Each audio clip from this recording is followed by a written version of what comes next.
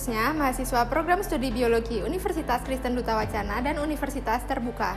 Hari ini kita akan belajar tentang biokimia metabolisme.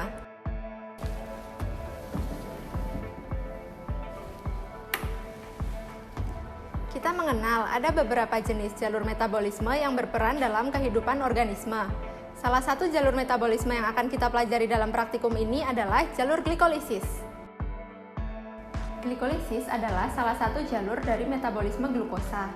Glikolisis berasal dari bahasa Yunani, yaitu glikis yang berarti manis atau gula dan lisis yang berarti pemecahan. Glikolisis merupakan jalur metabolisme paling kuno yang paling banyak digunakan oleh sejumlah organisme. Glikolisis merupakan jalur metabolisme yang paling mudah dipahami sebagai penemuan dari Edward Buchner pada tahun 1897 pada ekstrak ragi bebas sel. Berikut ini bahan dan peralatan yang kita gunakan dalam praktikum ini.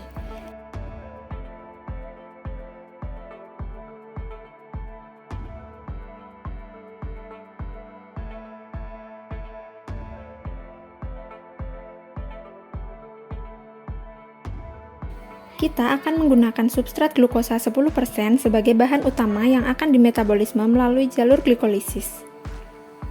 Selain itu, kita juga akan menggunakan kamir yang akan dilarutkan dalam suasana asam dan suasana basa, serta reagen uji untuk deteksi pirufat, yaitu reagen TCA, amonium sulfat,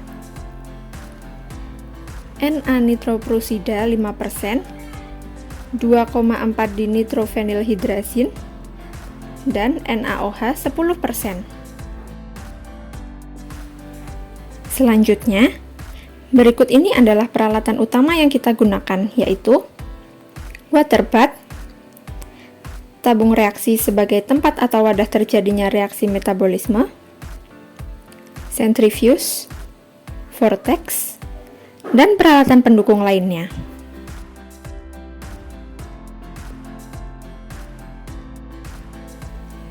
Mahasiswa sekalian, mari kita mulai percobaan kita dengan mengambil 5 ml larutan glukosa 10%,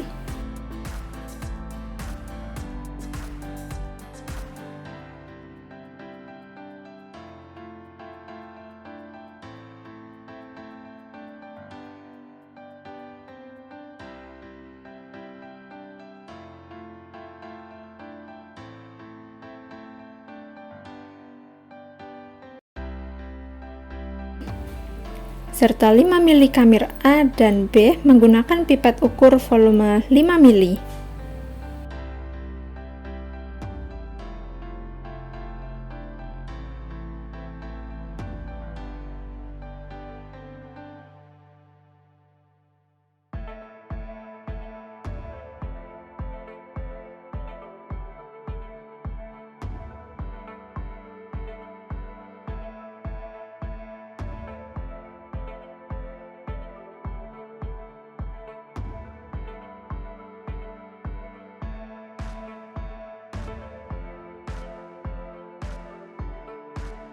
Selanjutnya, kita homogenisasi tabung Eppendorf A dan tabung Eppendorf B menggunakan vortex.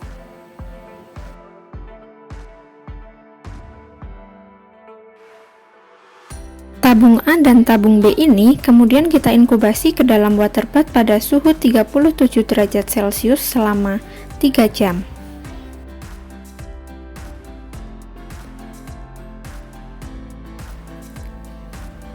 Proses inkubasi ini bertujuan memberikan kesempatan pada sel kamir untuk melakukan metabolisme glukosa melalui jalur glikolisis.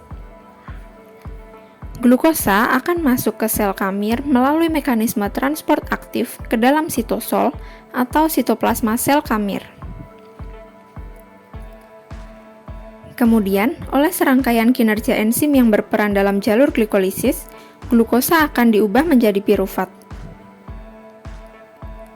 Pembentukan produk pirufat ini terjadi karena kamir berada dalam suasana asam dan suasana basa yang menyebabkan terjadinya yang pertama, penghambatan aktivitas enzim pirufat dekarboksilase yang mengubah pirufat menjadi asetaldehid dan etanol. Yang kedua, penghambatan aktivitas enzim pirufat dehidrogenase yang mengubah pirufat menjadi asetil-CoA. Dengan penghambatan aktivitas enzim ini menyebabkan terjadinya akumulasi pirufat. Nah, sekarang inkubasi sudah selesai. Mari kita lakukan pengujian untuk mendeteksi adanya asam pirufat sebagai produk akhir dari jalur glikolisis. Pertama-tama, kita akan melakukan ekstraksi pirufat dengan menambahkan 2 ml TCA ke dalam tabung A dan 2 ml TCA ke dalam tabung B. Kemudian kita vortex untuk menghomogenkan larutan dalam kedua tabung. Sekarang, kita akan memisahkan ekstrak atau supernatan yang mengandung pirufat dari sel kamir dengan cara sentrifugasi. Sentrifugasi ini merupakan proses pemisahan partikel berdasarkan berat molekul. Dengan demikian, sel kamir akan mengendap dan kita akan mendapatkan supernatannya.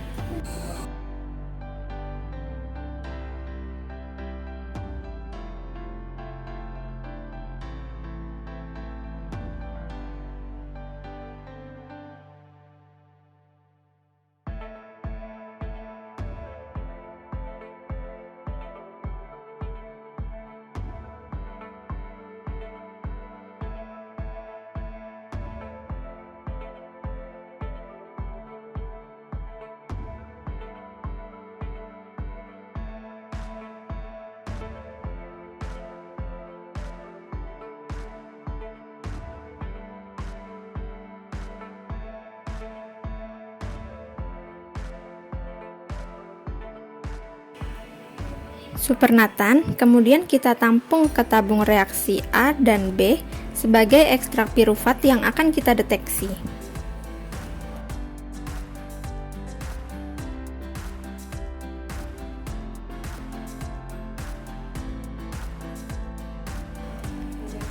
Sekarang kita akan melakukan deteksi pirufat sebagai produk akhir jalur glikolisis menggunakan uji natrium nitroprussida. Langkah pertama, kita mengambil 2 ml supernatan dari tabung A dan tabung B, kemudian kita didihkan.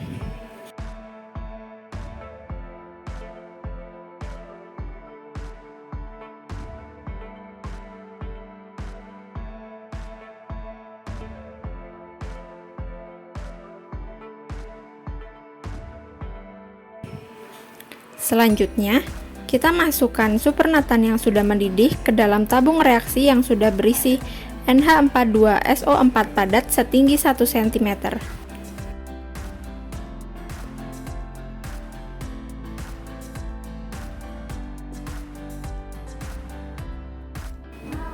Setelah itu, kita tambahkan dengan 2 tetes Na nitroprussida 5% dan campur hingga homogen.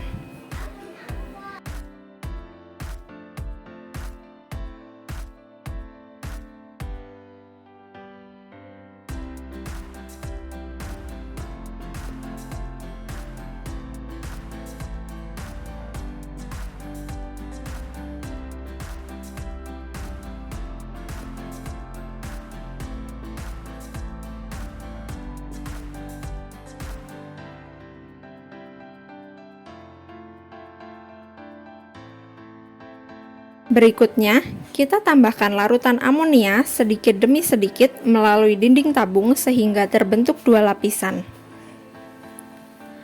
Adanya pirufat ditandai dengan terbentuknya cincin hijau atau biru pada batas kedua lapisan.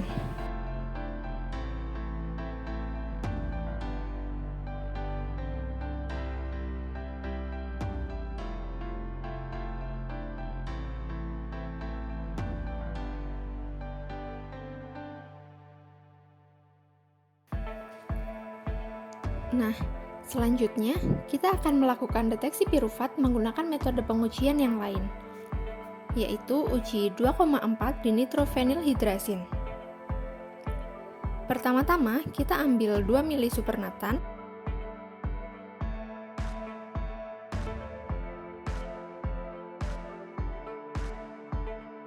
kemudian kita tambahkan dengan 1 ml 2,4 dinitrofenilhidrazin, dan homogenisasi menggunakan vortex.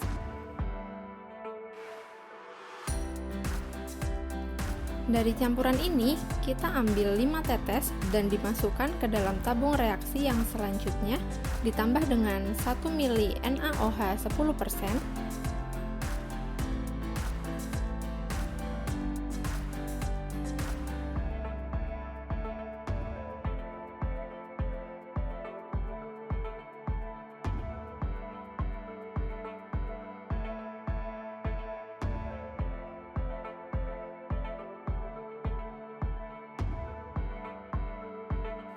dan diencerkan dengan Aquades hingga mencapai volume 5 ml.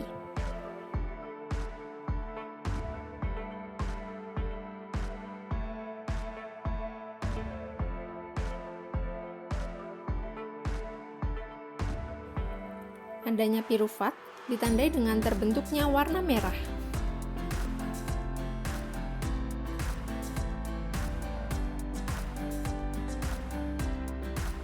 Nah, teman-teman sekalian, demikianlah praktikum kita hari ini mengenai deteksi piruvat sebagai hasil akhir dari metabolisme glukosa melalui jalur glikolisis. Kami berharap dari semua penjelasan yang telah disampaikan dapat membantu teman-teman dalam memahami biokimia metabolisme. Selamat belajar, semangat dan sehat selalu. Sampai jumpa di praktikum selanjutnya.